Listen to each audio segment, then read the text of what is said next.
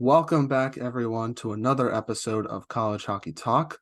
On today's podcast, I'm joined by a very special guest. She was just named NEWHA Rookie of the Week last week, and she's a freshman on the Stonehill women's hockey team, Alexis Petford. Alexis, thank you so much for coming on the podcast today, and how's everything going? I'm good. How are you? I'm doing well. Obviously Thanksgiving is upon us here in the US, so I'm looking forward to that. And obviously a lot of sports going around with the World Cup and hockey and college hockey, so it's quite a busy time for me right now. Yeah, for sure. We have Thanksgiving in Canada in October, so it's a little bit different for me. So you don't celebrate, so you just stay in college, you don't celebrate at all? Yeah, well, we actually have two games coming up this weekend, so we're practicing on Thanksgiving. So even the people that are from Mass don't get to go home, but so it's not really different for me compared to the rest of the people. Yeah, to be honest with you, I feel like Thanksgiving in the US is at a better time just because you get more days off than in Canada where you just get the Monday off. So I'm not sure why you guys don't switch to November so you can get more days off. Yeah, actually, I'd enjoy a couple more days off in Canada. But I wonder why that is. Do you know why, or is it just the way it is, I guess? I have no idea. I think it's just like a normal Thanksgiving. But let's sort of dive in and talk about your team a little bit because your team got off to a good start at the beginning of the season. You guys beat some really good teams, but you guys have struggled lately in the month of November, only winning one game. So I'm just curious, how would you evaluate your team's performance this season so far?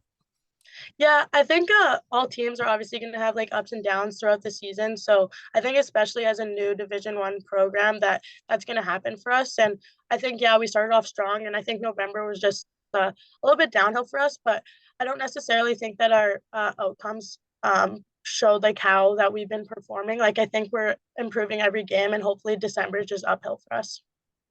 Yeah, and coming into this season, like what were your goals and expectations for yourself and the team? Honestly, like coming in as a freshman and knowing that there's 17 other freshmen on the team, I don't think I really had super like high expectations. It's kind of like you didn't really know what you were getting thrown into, but I was super excited to come, and like obviously um the whole team has like exceeded expectations. Like we came in and won games like as a new team in the Division 1 program. We were kind of like looked at as going to be like a low team, but I think we're proving people wrong, so that's great.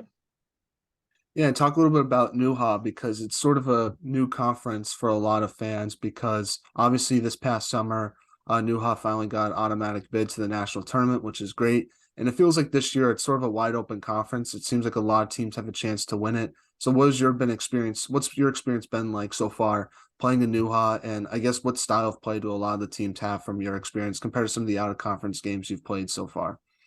Yeah, I think some of the games we played, like for example, like Yukon and Brown, were well, obviously our first game was against Yukon, so we were kind of just like thrown into that like a top 20 ranked team was a lot of us were like, whoa, like didn't really know what we were expecting. But then when we came into like the New Hall conference and started playing against people in our conference, like we realized that we actually like had a shot and like have a chance to win our conference. So I think like that's a good like eye opener for us and know that like yeah, we might be like the underdogs going in, but I think again, like we've shown that we really can like hang in there with the other teams. Now, talk about your preparation for this season. Obviously, going into college hockey is a lot different than juniors. So, I guess what did you work on in your off season that's led to so far the success you've had so far this season as a freshman?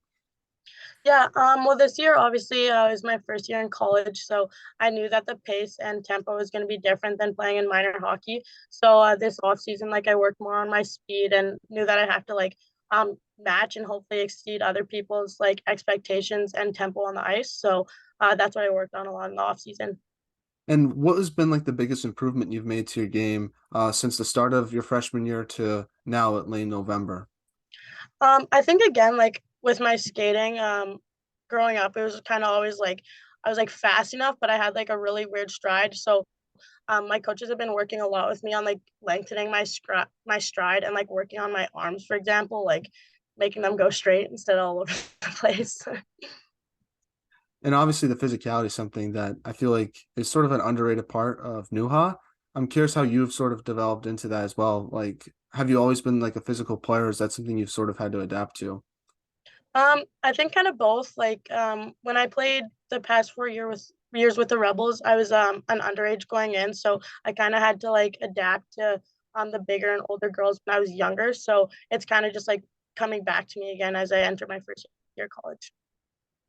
So I want to transition now and dive into the beginning of your hockey career and kind of work all the way up to where you are today with college. So obviously you are from Balgonie, Saskatchewan. Hopefully I pronounced that correctly. But talk about growing up there and how did you start playing hockey? Yeah, my dad played hockey, so I was kind of just like thrown into it when I was younger. And across the street, one of my best friends, he played hockey too. So we kind of just would have competitions. Like I'm a pretty competitive person, so I started playing on a guys hockey team, and like I said, I'm competitive, so I always wanted to be better than them, and so I always strive to make like top teams and stuff like that. So I started playing guys hockey with them, and then once I was done with the guys hockey, when it moved on to Bantam, so there's contact. So I moved to play with the girls in Regina, and I played on the Ravens for the Bantam team in a midget league. So we ended up winning that league, which was pretty cool feeling. And then I moved on to play with the Regina Rebels, and for the next 4 years, and now I'm here. So yeah. Who was your favorite player growing up? Was it someone on the national team or was it an NHL player?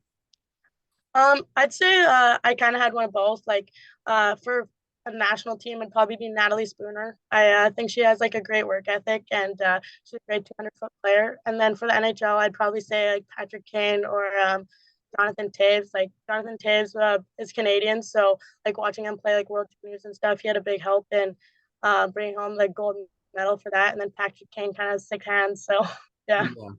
And obviously Tays played college hockey too, which I think that's something that you Canadians can relate to a little bit as well. yeah, for sure.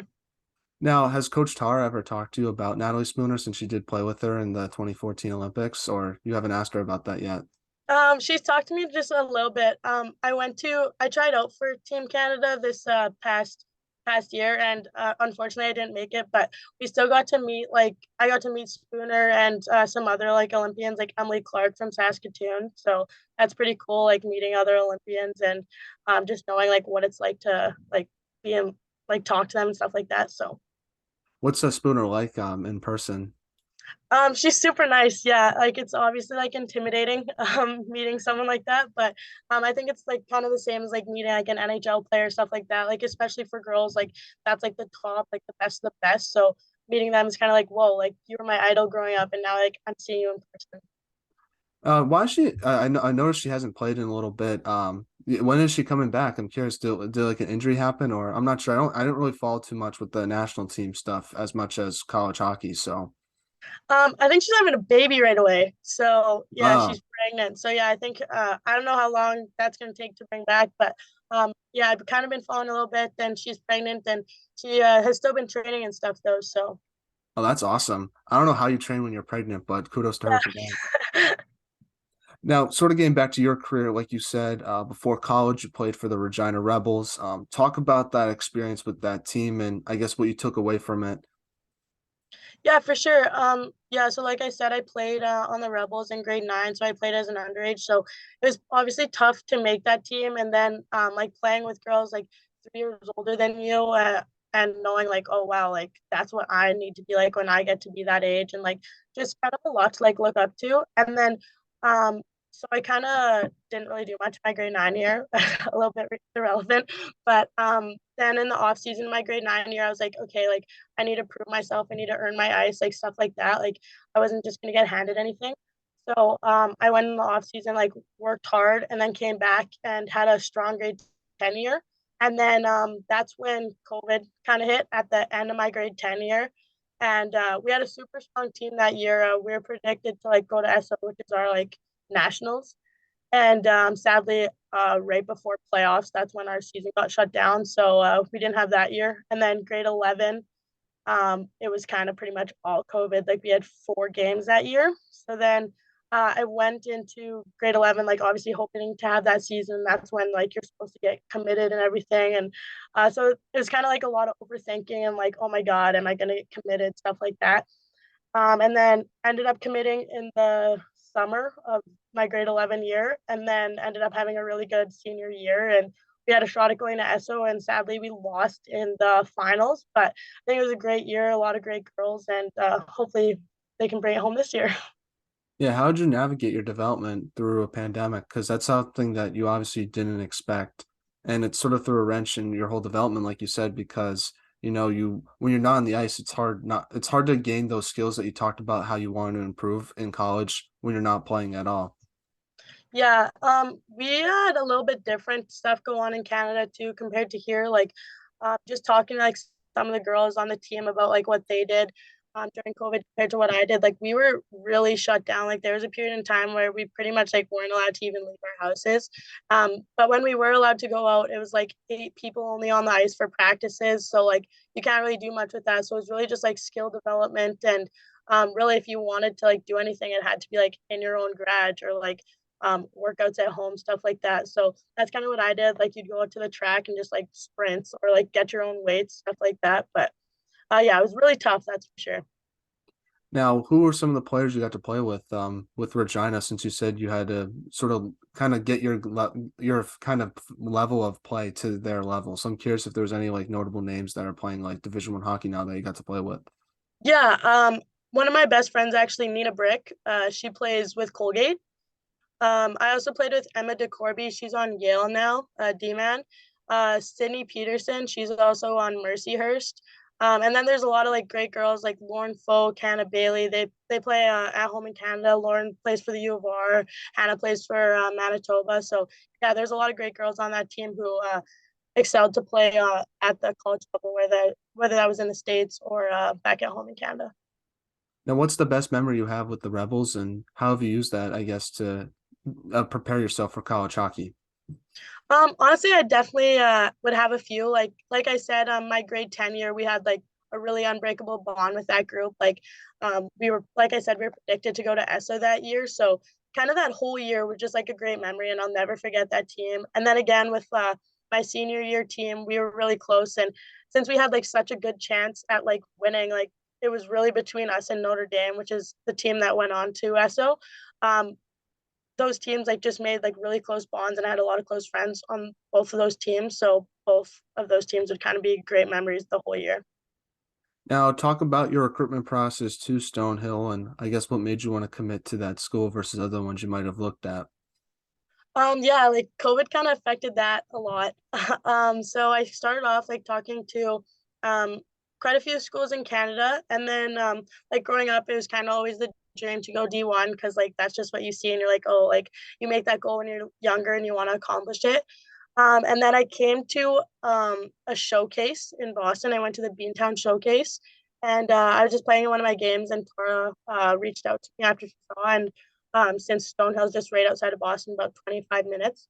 I went for a tour after one of my games, and then she came back to Saskatchewan. I was trying out for the team Sask, and that's where she offered me. It was honestly like really, really smooth process and went through quick, so that was great.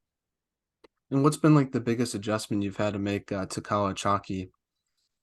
I'd honestly say like the speed. Like I kind of said before, I knew the speed and tempo was going to be a lot faster in college compared to minor hockey. So I think that's been one of the big differences. But I think I've done pretty well adjusting to it. Now, I sort of want to ask you about Coach Tara Watchorn. Obviously, she's a Canadian legend, winning the gold medal for your country. So I want to ask, what's it like playing under her, and is there like an of when you're around her, just because you know like what she's accomplished in her playing career? Yeah, at first it was kind of like, whoa, like this is an Olympian, like, and not even just like an Olympian, it's from my country too. So like being around like a Canadian who has a gold medal in the Olympics was kind of like a surreal feeling, and it's like, wow, like this could be my coach, and that's kind of was what it was like during the recruiting process, and that's kind of like what was also like, yeah, like I want to go here. Like I went on my tour and I was like, oh yeah, this is great, and then I was like, whoa, like an Olympian could be my coach, and so that like really helped it. And then now just like not even just being like a great coach, he's also has a great personality too and is like easy to talk to and fun to be around. So yeah, it's pretty cool. What's her coaching style like? Like, I'm curious, like, sort of the X's and O's, like, what makes her different from other coaches you've had in the past? I think for her, it's not always about winning and losing, which I think is a big thing. She wants us to have like our first thing coming here was that we want to like manufacture a legacy. It's our first year here, and there's 18 freshmen, so that's a big number. And we have one grad student, one junior, and then two sophomores on the team. So she really like not like pressure, but she was really like we're all new here, including her. Like this is her first year as a head coach. Like yes, she has experience at BU, which is great, but for her it's about like making like memories as a team, like you said earlier, and like getting to know people personally, and not all about wins and losses. Like we gotta come together as a team before we need to win games. And how have you built that chemistry with your teammates? How have you guys gotten to know each other more, and what's that bond been like so far? Um, so when we after we all committed in the summer, we kind of like you always find each other on social media and stuff like that when things get announced. But we started having like group Zoom calls, so you could kind of put a face to a name and like see who people are, start talking to them, whether it's Snapchat or whatever it is. But yeah, starting to talk to people in the summer like over social media. So then when you came here, it was kind of like less of a stressor. Like you know that you're all going to a new place, a new college. It's, like I said, 18 of us. Like it's a big number. So coming in just knowing that there's some familiar faces, whether you know them or not already from social media, or a couple of the girls already played together, like some girls from Mass. So it was a little bit easier for them, I'm sure, but definitely putting a face to some names was great over the summer. And what's it been like you building that togetherness with your teammates? Like you said just a few minutes ago, it's not about wins and losses, it's about building a legacy. So I guess big picture, how have you seen that built so far in the early stages of it? Yeah, I think like you said, like we came off with like a strong start, and then went like downhill with our wins and losses a little bit. But I think like I said, like we can really just like go up. Like a lot of people said that they'd see us as like an underdog and like at the bottom of the league, but I think a lot of us like have a lot of skill and got like kind of looked over a bit. So I think that a lot of us on the team know that we can like work together and build something that no one really believed that we could. So I think that has a big part in hopefully the success that we're going to have coming up. Now, talk about your first college hockey game against UConn. What was that experience like for you putting on the jersey for the first time? And obviously, the game didn't go your way, but you guys did bounce back the next game and bring them to overtime. So I'm assuming just I guess, how have you I guess emotionally processed that weekend since it was your first one? And I feel like there's a lot of emotion that goes into it. It's not just about, the hockey and what happens on the ice. Yeah, for sure. Well, for a lot of us, that was our first ever college game. So there's definitely like a lot of nerves for everybody. And no one really knew what they were being thrown into. Like, yeah, we've all played like high level and minor hockey, but like this is our first year as Division 1 athletes. And so getting thrown into a top 20 game against a top 20 contenders, like, holy, like, we have no idea what we're going up against. And I think we were all like in a little bit of shock, but like so excited to play the game at the same time to like get that first game off your chest, but to like, wow, I'm a Division 1 athlete, and like understand that like you finally made it to one of like your goals. Now, one other question I want to ask you is how have you balanced both hockey and academics? That's obviously a big challenge that not many student athletes get asked, but I ask it here because I'm curious of how you do it because it's very I guess like it's from a normal student perspective, academics is a lot of work to balance just on its own, but I just feel like adding hockey on top of that is even like more stressful. So I'm curious how you guys manage to do all of that. Yeah, for sure. Well, our coaches are really good with like understanding that we are student athletes, especially because all of them like went through it. Like Lauren played at Wisconsin, and she's actually one of our like mental health coaches. So like she really understands like what we're going through and how like it's not easy to be student athletes. So we actually practice in the mornings, so before all of our classes. So we get our practices out of the way, and then we're able to focus on our classes for the rest of the day, and then lift at night. So we kind of like have that big block of like purely academic, so we got to focus on that. And then after our lifts, like we have time off again to make sure that we are able to like get our stuff done. Our coaches really preach like student before athlete, and like if we need to get something done, like of course like they let us go. Like if, for example, if you have a Zoom meeting or something like that during a lift, they'll say, yeah, like do your lift later, do your lift at a different time. And they make a lot of adjustments for us, so they definitely make it easier to be a student athlete. Now, since this is the first year of the Division 1 program, curious what games are you excited about, or have you already played that game? I'm curious, like when you look at the schedule, like is there any particular game that excite you the most, or is it just all of them? I'd say yeah, like it's definitely all of them. Like every game's super exciting, but for me, I would say that the most exciting game would have been like UConn, the first one, because it's like wow, like I'm putting on this jersey for the first time, brand new team, brand new people. I didn't know anyone going in, so and I think that's a lot of the same for a lot of the girls on the team. But yeah, I would say that UConn was the most exciting one. Like a little bit nerve wracking at the same time, but it's like wow, like I'm here, one of my dreams that I've like worked for my whole life, kind of thing. So we're now in a segment I call the non-hockey segment, where I ask you some non-hockey questions just to get to know you a little bit more off the ice and your teammates as well. So first question is, who's the funniest on the team? Um, I'd say Gracie Sacca. Yeah. Me and her are pretty close and joke around a lot. Now your school loves to do the mic'd up like thing for practices. So who's had the best mic'd up practice so far? I think the one today actually is gonna be pretty good. Mia Kenmore. I haven't seen it yet, but just some of the stuff she says on the ice, I think is pretty funny. So hopefully yours is good. Now, since the World Cup is going on, I'm curious what like sporting event is your favorite? Is it the World Cup? Is it the Olympics? Like Stanley Cup? Like I'm curious, like what's like your favorite one? I'm not really a big soccer person, but like the World Cup's okay. I don't really watch it, but I kind of like follow along with all sports. But I'd say probably the Stanley Cup or Olympics for sure. I'm more of a hockey person. Yeah, I'd agree with you with the Stanley Cup. Yeah, Just because like those guys work so hard to get to that moment, and like you can just see the intensity on the ice. That's just I don't know. It's always fun. So who do you have winning the cup this year? yeah. Honestly, I'm not a Bruins fan, but I think the Bruins have a good chance. I'm a Bruins fan, and I agree with that answer. Part of me is also like a little like there's a pessimistic side of me that's like, yeah, they're playing so well right now, but teams that tend to have the best record in the league don't do too well in the playoffs. You saw that with the Panthers this past season, and I feel like the Lightning had like 60 wins or something one year, and they got knocked down the first round. So there's a Yeah. part of pessimistic side of me. It's like maybe they should lose some games, not get the best record in the league, and then they have something to sort of motivate themselves through the playoffs. It's a weird feeling going on in my head, honestly, with that. Yeah, they definitely have a tough schedule coming up though. Like they play the Avs, which like obviously a Stanley Cup like just won, and then they play Tampa coming up too. Like they just or They yeah, beat they play Tampa Tampa. last night.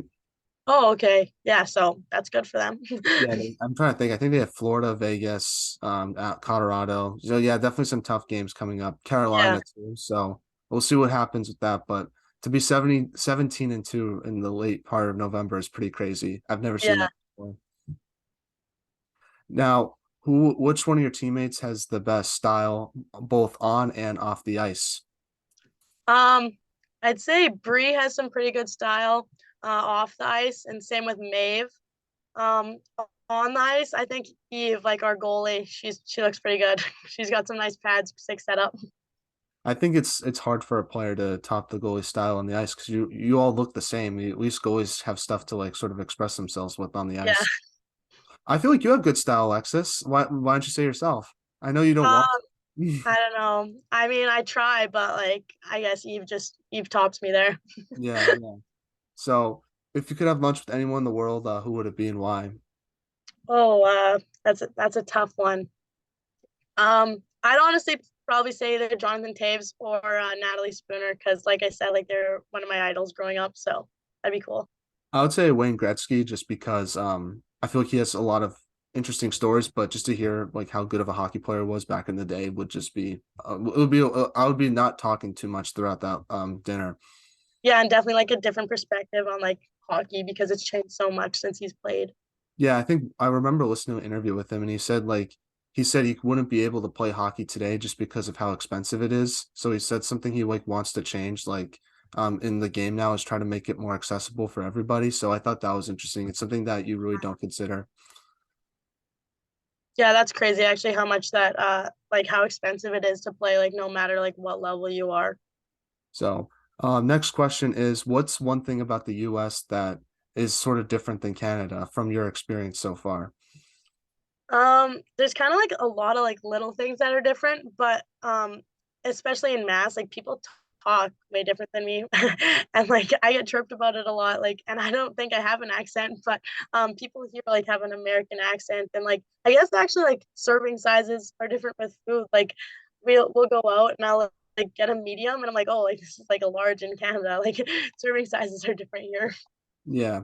I feel like I don't know. I feel like maybe because I'm from Mass myself, I feel like everyone there's like what the typical Boston accent, you don't really hear that too much. It's mostly people that talk like a regular American accent, but that could just be me. Yeah, I think like I didn't at all think that I had an accent or like we have like the stereotype of like saying A and stuff. And I was like, no, I don't say that at all. And then when I came here, I guess I did say it and people like call me out every time I said it.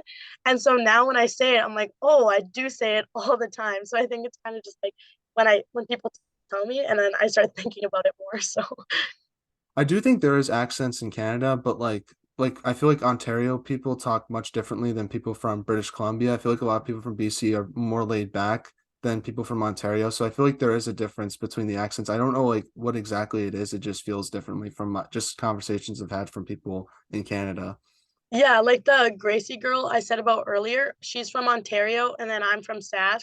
So and then the people on our team say that we sound nothing alike. Like they say that she doesn't have an accent and I have a really strong one. So I don't know how that works because I think we talk the same. But Yeah, I think it just maybe it's I don't know. There's sometimes you hear someone it's like they definitely have an accent. I just don't know like what it is. Like yeah, people from Minnesota talk much differently than people here in Massachusetts, and I don't know how to explain it. It just that's the way it is. yeah, I agree. Now, last non-hockey question for you is like, what's your favorite part about like what's your favorite class you've taken so far in college? I know it's your first semester probably, so it's not many options to choose from, especially as a freshman. You sort of forced in to pick like certain classes, but I'm curious, like, what's your favorite so far? I'm in a public speaking class right now, and I'd say that's probably my favorite one because you got to pick the topics you talk about, and so really I just picked to talk about hockey the whole time. So it's kind of like easier, and it's what I already know about talking. So that's one of the easiest classes. I'd say I'd like that one the best.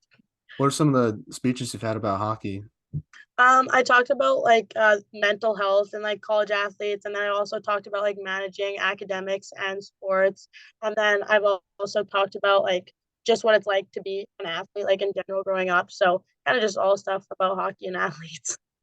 Yeah, I'm currently taking a public speaking class as well, and I would say it's probably my favorite class I've taken so far this semester. I feel like I've gotten a lot out of it. So, yeah, no, and it's similar. We get to pick our own topics. So, Yeah, and you learn stuff about like stuff you already know. Like, yeah, I'm like interested in those topics, so then I can use my background knowledge, but then also like research it and then not get bored while researching. yeah, I would say though, like we had to do a group project one time, so I couldn't do hockey for that one, and then I had to do a persuasive one this past weekend, and I there was really you had to use like scholarly articles, and there's really nothing like academically scholarly that you could find for a persuasive speech, so I couldn't do one for that. But besides those two, I've been doing mostly like sports related ones. Yeah. Now, getting back to some hockey questions now. First one is, what's your favorite thing about being a Stonehill women's hockey player? I'd say like the typical like culture answer, but really like I do mean it about this team. Like we really clicked like right away and a lot of us are I don't really think there's like certain clicks on the team. Like I think we can all like hang out with different people throughout the day and like there's not like oh like duos and trios and stuff. So I think that it's really nice knowing that you can like talk to anyone on the team and like go hang out or go for lunch with, like people on the team. So one of the best things I'd say is like our team culture. Why did you choose number four? I've been number four my whole life, like since I started playing hockey, and number four was my mom's number. And so when I was picking, it was between number four, my mom's number, and number 27, my dad's number. And number 27 wasn't an option because that just wasn't a thing when I was growing up. And so number four just came to me, and I'm also born in '04, so it kind of just like worked both ways. Yeah. So not a Bobby Orr fan though. A little bit, yeah. Like it kind of helped because my dad is like a huge Flyers fan, so he was like, "Oh, Bobby Orr, Bobby Orr," and I was like, no, I'm doing it just because." But Yeah. yeah, and then it just stuck my whole way, and then I used it during other sports too, like in elementary school when I'd play like volleyball and basketball and everything, and it just kind of like became my number. Now, what is something that needs to be done to help grow women's hockey, in your opinion?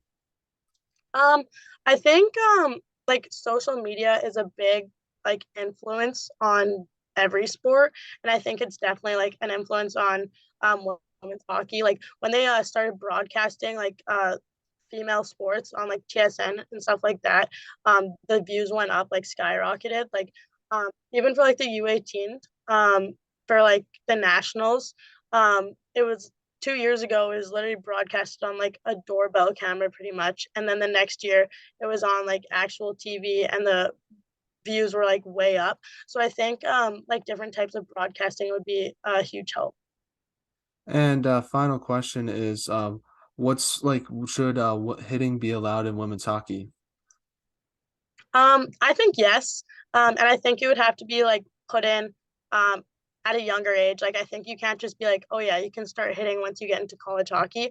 Like I think just like with guys hockey, how they start well in Canada, they start in bantam. So I think it should kind of just be a thing starting in bantam like all around, not just with guys hockey. Now, obviously, you have a brand new team, so we're trying to help you guys out and tell everyone about how awesome your team is. So, like, is there anyone that we should interview for from your team next? I'm curious if there's any interesting teammates that you have that'll be fun to talk to.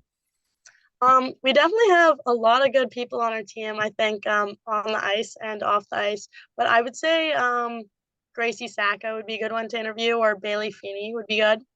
Awesome. We also got to get Coach Tower on the podcast at some Yeah, point. I know I she's agree. listening to this, but we got to make that happen. Yeah, I agree. She'd love it. Well, Alexis, thank you so much for coming on the podcast. I really appreciate your time. It means a lot to myself. I had such a fun time getting the chance to talk with you today, and I'm looking forward to see the big things that you're going to accomplish, not just this season, but beyond, whether it's in hockey or off the ice. So thank you so much for coming on. I really appreciate it, and yeah, it means so much to me. Yeah, thanks for having me. I had a good time too. Awesome. Now, one question I want